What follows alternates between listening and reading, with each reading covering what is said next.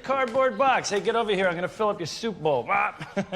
Oh, come on. You lose your sense of humor when you lost your apartment? Oh, but I want to stay in my apartment even though I can't pay my mortgage. I'm all upset. And Linda, look at you. Your body is redonkulous. You've been working out? My God. Yeehaw. Rick, I think you're making everybody uncomfortable. Oh, everybody knows what I mean. What is up, YouTube, and welcome back to Tactical Newbie, the channel where a newbie like me gets into all things tactical. With the funny movie introductions out of the way, per usual, let's get right into today's video.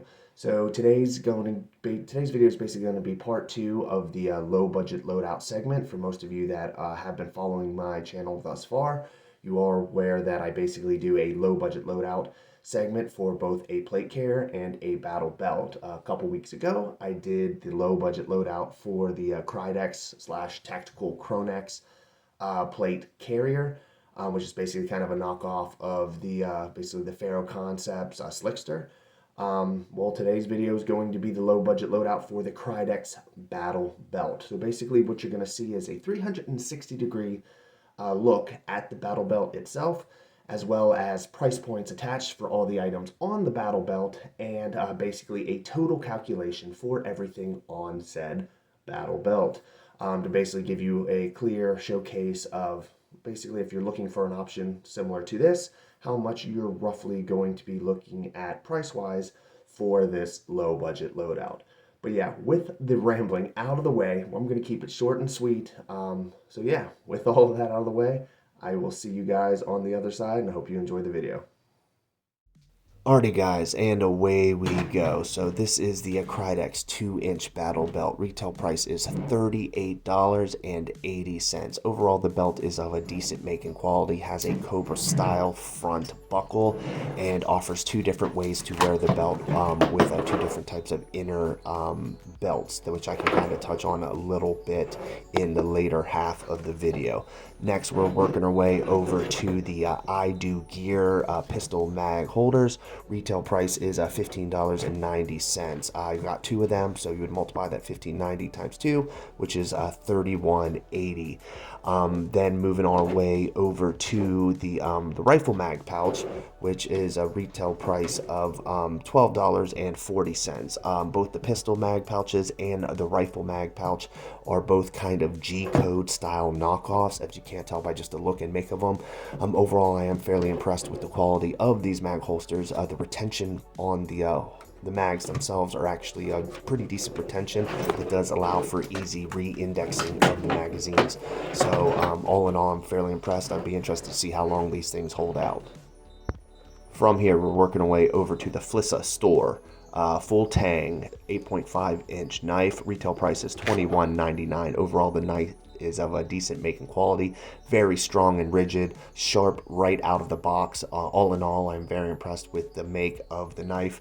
D2 steel, it looks like, and basically just overall just great quality knife for the price. Oh, yeah. Get your cock out of my Christ, like you son of a bitch!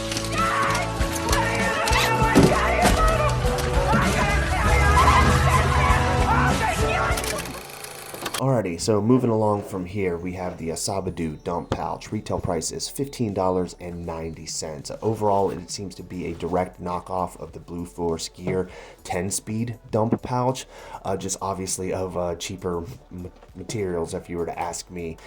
Some of the downsides that I do notice with this specific dump pouch is that the dump bag within itself does not seem to be made of a very strong material, at least by the touch. Obviously, putting it through the ringer and actually testing it out in the field might be the best determination of how this bag actually holds up in entirety. Overall, you could definitely tell, I'll be honest with you, that it is a cheaper make than the Blue Force Gear 10-speed dump pouch that they manufacture and make.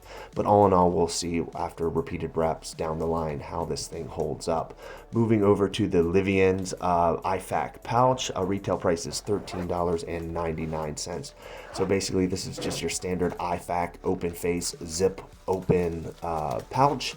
It is not tear away or rip away in any regard, just your standard zip up. We'll see if the actual existing location of this pouch is actually a good overall location for me.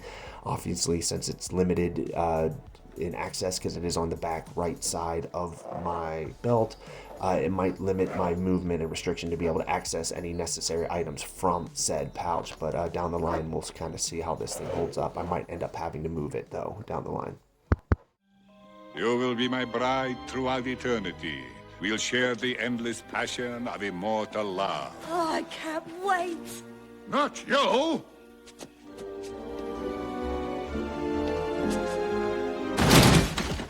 You will be my bride throughout eternity. We'll share the endless passion of immortal love.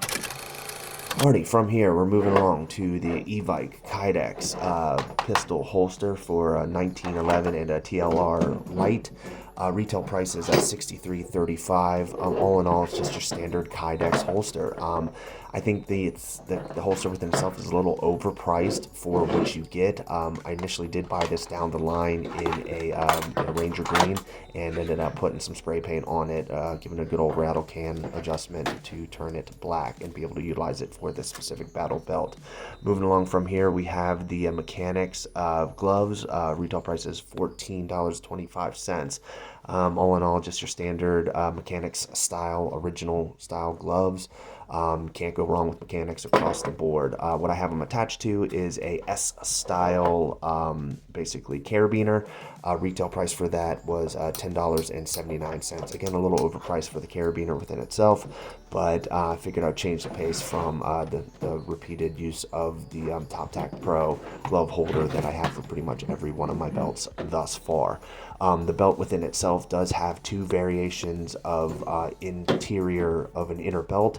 The padded foam, which is currently on the belt as we speak, and then it does offer a hook and loop, smaller interior belt that you can kind of weave into your belt loops on your pants, offering two different styles in how to wear the belt in entirety.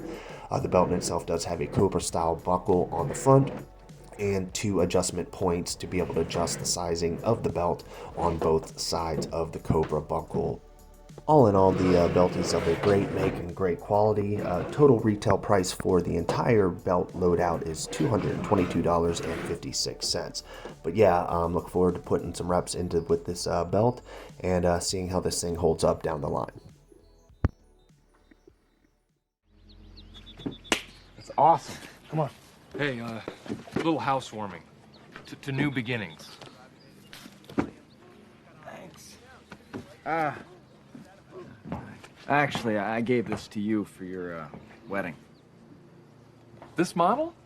Alrighty guys, and here we go, the good old fit check style portion of the video. So basically what you're going to see is you're going to have me putting on the belt.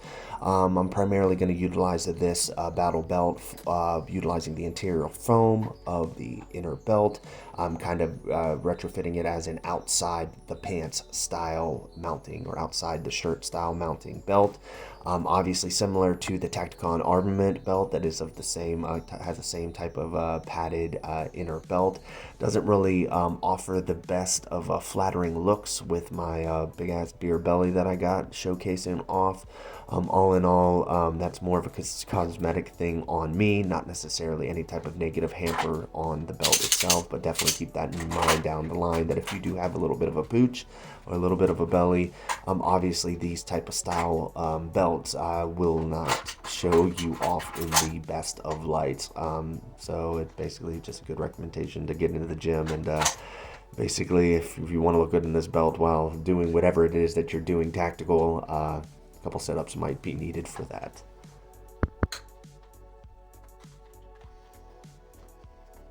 But yeah, aesthetics aside, overall, like I said, I am fairly impressed with the belt. It is very comfortable to put on and wear. Had zero concerns with any type of rubbing. The foam seems like it's made of a decent enough quality to where it's not kind of rubbing me raw on the sides of the good old handlebars or the good old pooch. But all things considered, the real true test down the line is going to be obviously getting through some reps and getting some running into it and kind of seeing how this belt kind of adjusts and jostles on my frame as I run. The G-code style mag holsters are of a decent quality. Like I said, retention is very tight.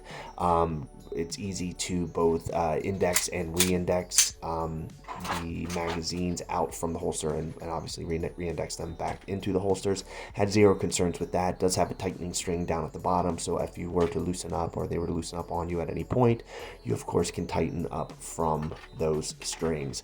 The knife within itself, like I said, the positioning of the knife is not in the most ideal positions. I might end up doing some minor adjusting and shifting, obviously down the line. Got the dump pouch down on the back side. Again, not in the most ideal position, but I think it's most ideal to be able to be on the magazine side of my belt to be able to throw into the back of the dump as needed. The droop of the dump bag though does cause a little bit of concern because it kind of forces you to kind of go both back and down in order to drop the items into the bag. If you don't do that downward motion, you can find the probability of you dropping it outside the bag and right on the floor pretty common across the board.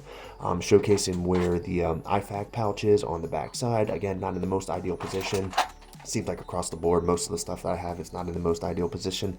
But yeah, the whole purpose of this is obviously to kind of try it out, see what we got going, and then adjust accordingly as I see fit. And obviously, if I ever do improve or integrate newer stuff down the line. Putting on the MECHANIX gloves, as you can see, just your standard MECHANIX original gloves. Like I said before and earlier in the video, can't go wrong with MECHANIX. All in all, it is of good make gloves. My very first pair of MECHANIX gloves are starting to showcase a little bit of wear now, but that's almost a year down the line of repeated and regular use. So I'm interested to see how these MECHANIX gloves last as well. All in all, like I said, it's just a decent belt in entirety. I'm fairly impressed with everything that you kind of get with this loadout for the price.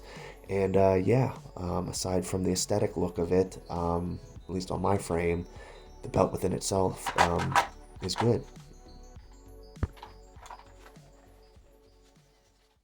Hey, nice cow outfit, homo. Where can I pick one of those up? The gay zoo? Oh no, it's not a cow. It's a minotaur. It's a creature of myth. And he got this one out of your mom's closet. She let me keep it after I fucked her. Alrighty, now moving along. This is kind of the full all entirety fit check. Basically what you're going to see is me rocking both the belt and the plate carrier in entirety. Again, the belt within itself doesn't allocate the most flattering look in combination with the plate carrier, but kind of gives you a 360-degree look of how everything looks for this specific loadout in entirety. All in all, as you can tell, the gear with both the plate carrier and the battle belt do seem to complement each other pretty well. One of the primary things that I was kind of aiming for with this specific loadout is kind of to offer a kind of a quick access modular loadout, so something that kind of for like a truck bag or like some truck gear, so just when shit hits the fan, like suddenly you have the availability to throw something on for just a basically slick and lightweight form of protection that basically offers everything that you need without having to spend too much time trying to put everything together. The modular, at least pro side for the actual plate carrier within itself is that it does offer a little bit of change up if needed. As you can see, you do have this flat pack style backpack that I kind of want to put with the entire system. It does have a little bit of Velcro on the bottom end of the actual flat pack within itself to allow it to kind of stick and adhere to the back of the slick style back of the plate carrier. It's a little janky and crooked as I put it on this specific time, but for the most part it does sit pretty straightforward across the board. But the modularity that this thing kind of offers, which is nice, is that if needed, I do have a different placard. I do have the knockoff Spiritus Systems, I think it's an MK4 placard. That is basically retrofitted in this specific flat pack. So as if needed, I basically could basically access this placard and retrofit the plate carrier into more of a like a full stationary or locked into place backpack that's actually locked into the plate carrier and is less likely to jostle around or move and kind of create kind of like more of a battle pack type situation and less of just kind of an on and off style backpack. Now, obviously, with a lot of these low-budget loadout and these fit check style looks of the entire loadout in entirety, one thing that you're going to notice with most of these when at the time of making these videos is that obviously the gear within itself is limited to a lot of the essential needs. Obviously, you don't see any type of magazines. There's no real like multi-tools, or I don't have anything really built out in this loadout as of yet. Now, the primary mechanism from here for obviously 2024 is to build out these loadouts from the point of when I have them. So here now I have all these low budget style loadouts, and hopefully within the next calendar year you'll be able to see me build these things out and showcase how I'm going to truly utilize these things across the board, with both obviously interior ballistic plates, running multiple different type variations of tools, multi-tools, items that I might need, IFAK gear, even a little bit of swag or whatever the case may be to add a little bit of personality to the gear. But the main thing, of course, is this is, of course, just the starting point for most loadouts. So all of my low budget loadout videos are kind of just showcasing the initial starting point of purchase. Of course, this is not the end all be all for this specific loadout. This is just kind of showcasing basically right at the start, square one, and then kind of building it out from here. All things considered, though, it's a great loadout, and I do, in fact, look forward to trying this out and getting the reps in from here.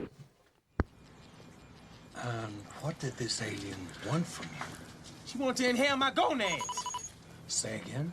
My gonads, my gonads. What they do is they come down and shake your hands. The aliens pretend they're shaking your hands, but they're not. They inhale your gonads and take them back to their world for special research. I see. Oh, and I did like you said. I got rid of the sports channel. I'm not going to have no more encoded gamma beams from Jupiter messing with my mind. Keep it together, keep it together. Alrighty guys, I hope you liked the video. Of course, make sure to like, comment, and subscribe down below. Let me know what you think of today's video. Let me know what you think of basically the entire loadout in entirety, battle belt and plate carrier. Pros, cons, ups and downs, recommendations, of course, are always accepted across the board. Anything that you guys would like to see coming down the pipe for 2024, of course, make sure to let me know, and I'll do the best I can to accommodate or see how I can kind of work that to be and basically make it a reality. But yeah, with all the basically rambling out of the way, just a couple key points to want to focus on. This is technically going to be the last low budget loadout for both plate carrier and battle belt. 2024 might have a low budget loadout here and there periodically, but at this present time I have quite a few plate carriers and quite a few battle belts of multitude different makes, models, and colors. The long story of it is basically from what I saw within Amazon, there's not very much different options yet really to offer for these said low budget loadouts, at least for the plate carrier and the battle belt. So I've kind of hit kind of the wall of what I can kind of offer, aside from maybe some of the really cheaper ones that I've noticed that you can kind of get your hands on. I wanted to try to accommodate something that's more mid-tier, or if anything kind of provides a clone or knockoff look of a prestigious or Gucci gear type manufacturer. But with all that said and done, it's kind of one of those things where we will segment, or at least kind of move forward into different segments in the foreseeable future for 2024.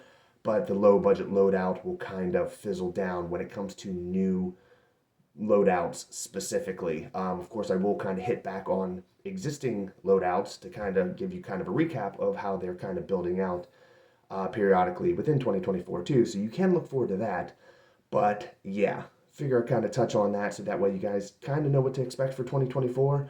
Just because there is no low budget loadouts basically in 2024 does not mean that I won't have anything coming down the pipe that might basically grab your guys' attention. It might be pretty interesting to see, so look out for that. I'll just kind of dangle a little teaser, so to speak, for that.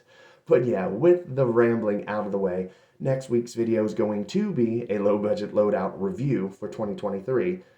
So basically you're going to see a low budget loadout review for the plate carriers that I have, the 5, and then basically the following week after that, which will be the start of 2024, you will see a low budget loadout review for the battle belts and kind of give you a breakdown of all the different makes, models, pros, cons, and stuff like that. I just kind of give you a full highlight of all the different ones for 2023. But as I said before, with the rambling out of the way, I think I've said that 3 times now. I will end it there, and yeah, I will see you guys next week.